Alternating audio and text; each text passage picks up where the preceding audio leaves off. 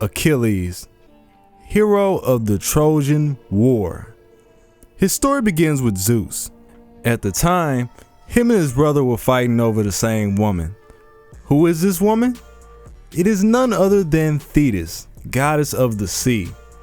During this dispute, an unsettling prognosis arrived from his brother. Whoever gives birth to Thetis' child will also be surpassed by this same offspring. Now, by normal standards, this would be fantastic, but for Zeus, this implies that somewhere down the line, his child would overthrow him, the same way he did his father. Well, we're definitely not going to let that happen. So him and his brother fall back and arrange for her to marry Peleus instead. Peleus was just a regular man. That being said, their child would come out mortal and protect Zeus's position in authority. The couple gives birth to 6 children. Unfortunately, each one of them passed away when they were only infants. The final child, however, survived his infancy. This was Achilles. As our hero makes his way into the world, his mother escorts him to a pool of roaring flames. I know she's not about to put me in that fire. This bitch is crazy. Hey! She submerges the child in the blistering heat. After this, the wounds acquired from these flames are covered with divine ointment. This removed his mortality. Well, almost. See, when she did this, her hands were wrapped around his ankle. Therefore, the flames never got to touch his heel. As she prepped to finish the job, Peleus walks in. Yo, what are you doing? Peleus, this isn't what it looks like. It's exactly what it looks like. Thetis attempts to explain the situation, but Peleus stops her. He tells her that finishing the heel will take away his humanity. This coined the phrase Achilles' heel, and thus it became the only location where someone could initiate death. By this time, Peleus was already up in age. He decides to send Achilles to the Greek god Chiron for training. Chiron gladly accepts the request. For 9 years, he tutors the child in arts, military science, and academics. Since Chiron was a centaur, Achilles was able to hunt wild animals from his back. He then proceeds to feed off of these same animals, namely the innards of lions and the bone marrow from different bears. Being his guardian for so long, the two naturally come to share a great bond with each other. As the final year comes to a close, Thetis picks up her son and heads back home. He returns to his father's court. Here, the demigod continues to train with one of his father's subordinates. During this time, he meets Patroclus. Patroclus was slightly older than Achilles, so he constantly advised the warrior, guiding him down the right path. The two fighters become good friends, but even more so, he started to recognize Patroclus as an older brother. Everything appeared to be going fine, but then Thetis received devastating news from a prophecy. The prediction stated that Achilles would die heroically in a battle against the Trojans. Thetis was overwhelmed by this news. To avoid his fate, she disguised Achilles as a girl and sent him to the court of Skyros. Soon after, King Odysseus also received a prophecy. The Greeks would lose the upcoming war if her son wasn't present. So the king gathers his trusted envoys and makes his way towards Skyros. When they arrive, he came up with a plan that would expose the demigod. He rings an alarm as if they were under attack. Being the young warrior that he is, Achilles jumped into action by mistake and thus revealed his true identity. Thetis was heartbroken. She asked her son would he rather live a long and peaceful life or have it truncated by heroic deeds. Achilles chose the latter. His mother was struck deeply by his decision, yet she was somewhat proud to see how much he's grown. She asked the god of blacksmith to make a sword and a shield that would help him on his voyage. So why exactly was he even in this war? Let's take it back to the wedding of Thetis and Peleus. For a while, Zeus felt like the earth was starting to get overpopulated. On top of this, his pullout game was non-existent, so he fathered a bunch of demigod kids that he didn't want. He saw this as a way of killing 2 birds with 1 stone. During this ceremony, a few goddesses were having a contest to see who looked the best, and Paris, who was the Prince of Troy, just so happened to be at this event.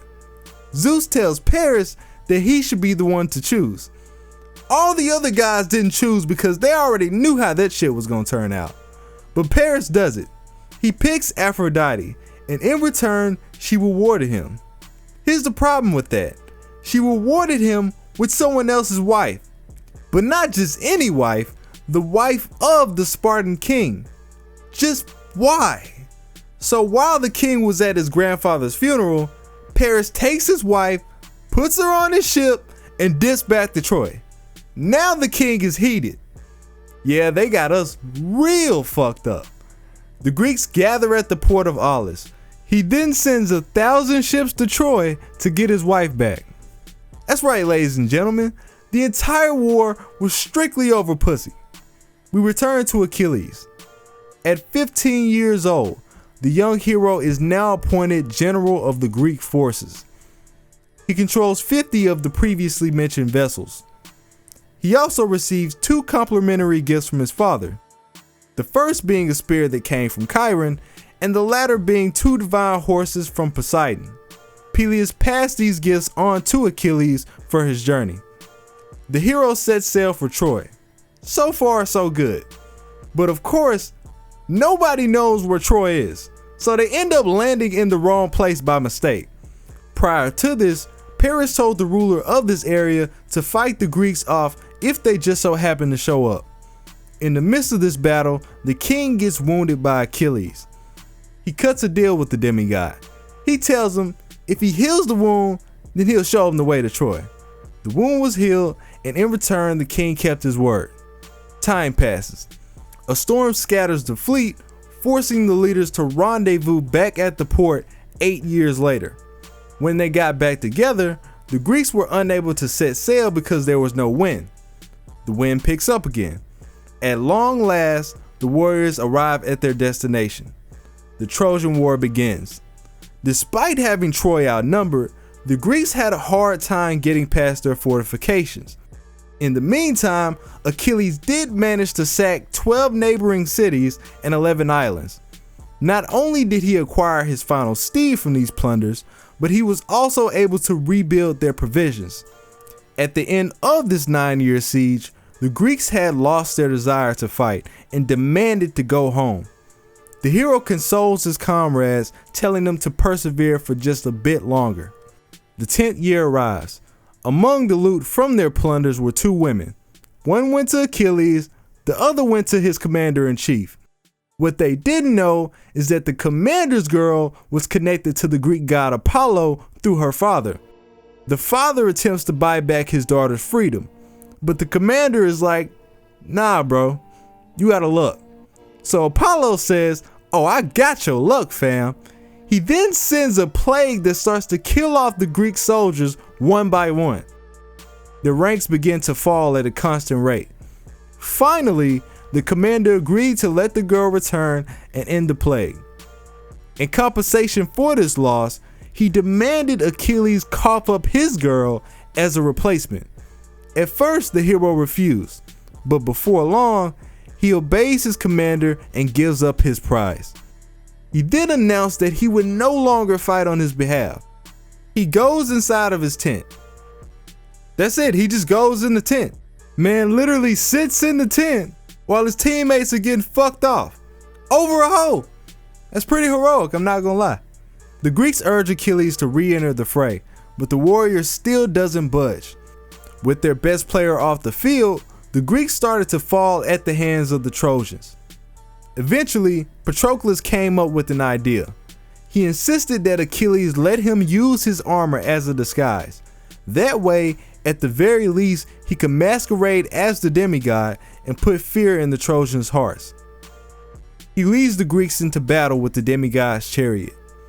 More than just looking like Achilles, Patroclus was out there doing work. You couldn't even tell the difference. The odds were once again in the Greeks' favor. Soon after, Thetis asks Zeus to help the Trojans until the commander put some respect on her son's name. But this came at a fatal price. Apollo, who was also Zeus's son, intervenes on their behalf. He helped the Trojan prince Hector find and stun Patroclus. With this, Hector kills Patroclus and took the armor as his own. The two divine horses stare at the corpse of Patroclus, weeping in silence. When Achilles discovers the loss of his best friend, he returns to the battlefield in a seething rage. The hero vowed to take his revenge. He also received a new shield that his mother requested as replacement. He then chases Hector from his camp all the way back to Troy, slaughtering every enemy along the way. When they got to Troy, he continues to chase Hector around the city wall 3 times. With nowhere to run, Hector finally accepts the fight.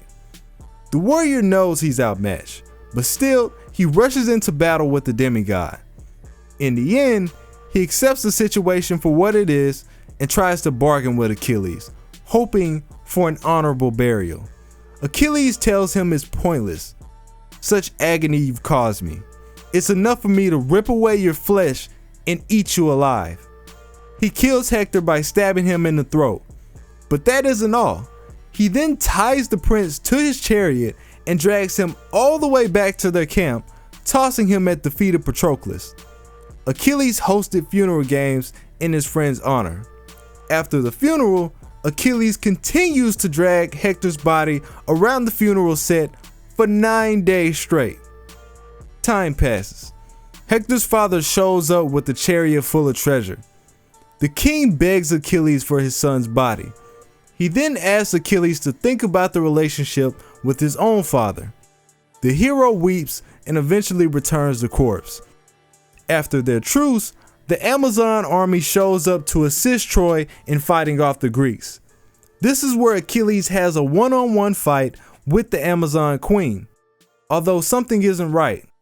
Infatuated with her beauty, the hero hesitates to initiate the final blow. His comrade intervenes. Achilles, you can't be serious. What are you waiting for, a date?